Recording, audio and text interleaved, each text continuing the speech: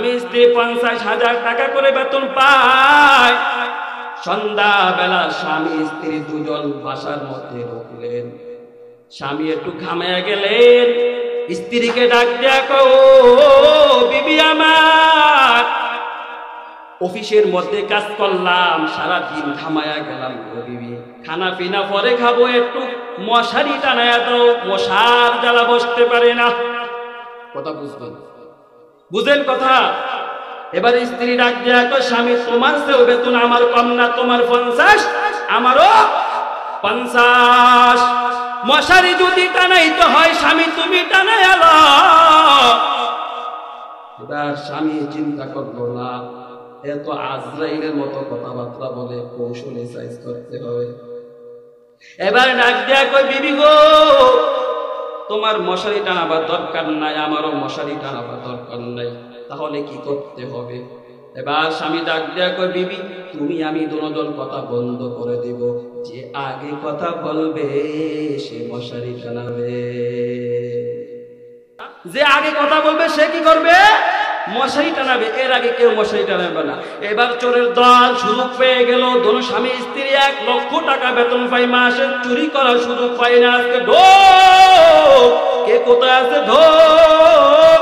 স্বামী স্ত্রী কথা বন্ধ করে দিয়েছে, দুজন ঢোক, চুরি করার আজকে সুযোগ পেয়ে গেলাম। এবার বাবা কথাগুলা বেরেন দিয়া বুঝেন রে বাবা। এবার এক চোরা চাবি লয়, স্ত্রী কথা কয় না মশারি টানাবার ডরে। আরেক চোরা আলমারি খুলতেছে, স্বামী কথা কয় না মশারি টানাবার ডরে। আহার মুসলমান, ওর বাঙালি মুসলমান, ইমানদার দাবি করো, কেমন ইমান দেখো। এবার স্ত্রী ডাক দিয়া দেখে একটা শেষরা চোরা বাতিল বাতিলটা মাথায় লয়েছে। এবার বিবি ডাক দিয়া কয়, সারাদিন অফিসে কাজ করলাম, খানা পিনা খাই নাই, ও চোরা আজকে বাতিল বাতিলটাও বুঝি নিয়ে যাবি। আবার তাকে দেখে তরকারি পাতিলটাও মাথায়। এবার স্ত্রী গলা জোরে ডাক দিয়া কয়, ওরে চোর, সারাদিন না খায়া রইলাম, এখন কথা বলবো না মশারি টানাবার ডরে, জলদি করে আমাদের ভাত তরকারি রাখ। স্বামী ডাক দিয়া কয়, মশারি টানা। স্বামী স্ত্রী কথা কই না মশারি টানাবার ডরে, ঘরে সব চুরি হয়ে যাচ্ছে, কথা বলে না মশারি টানাবার ডরে।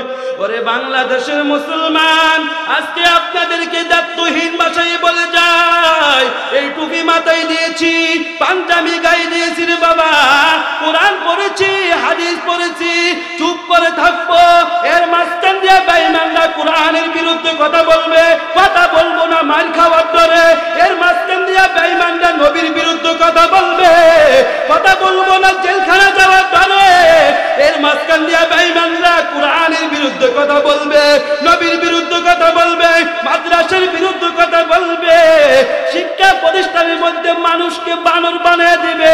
আমরা কথা বলবো না জেলখানা যাওয়ার ডরে। এর মাঝখানে বেঈমানরা সুযোগ পায় নবীর বিরুদ্ধে কথা বলবে। বিন্দু পরিমাণ রক্ত থাকতে বাংলাদেশে বাস্তবায়ন হওয়া দেওয়া যাবে না।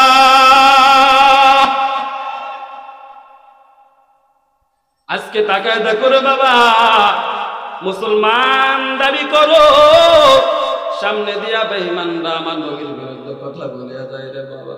আমার নবী এত এতিম, আমার নবীর মা নাই, বাবা নাই, আমার নবী ক্ষুধার যন্ত্রণায় পেটের ভিতরে 3টা করে পাথর বাঁধতেন। আমার এই মায়ের নবীর বিরুদ্ধে যদি কথা বলে আমাদের কলিজায় আঘাত লাগে না, আমাদের ইমানের ভিতরে আঘাত লাগে না? ইমানদার দাবি করি, আজ বেঈমানরা আমাদের ইমান নিয়ে টানা হাসরা করে বলে কেমন? ইমানরা আজকে দিন দিন বেঈমানরা আমাদের ভিতরে ঢুকিয়া ইমান নষ্ট করে বলে মানুষ নাকি বানর থেকে তৈরি।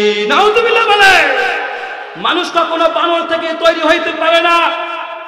আল্লাহ তাআলা কুরআনের মধ্যে বারবার ইঙ্গিত করেছেন, সূরাতুল আরাফের 26 নম্বর আয়াতের মধ্যে আল্লাহ তাআলা বলেন ইয়া বানি আদম, হে আদমের সন্তান। আল্লাহ তাআলা সূরা আরফের 27 নম্বর আয়াতে বলে ইয়া বানি আদম, হে আদমের সন্তান। আল্লাহ তাআলা সূরা আরফের 29-31 নম্বর আল্লাহ বলে ইয়া বানি আদম, হে আদমের সন্তান।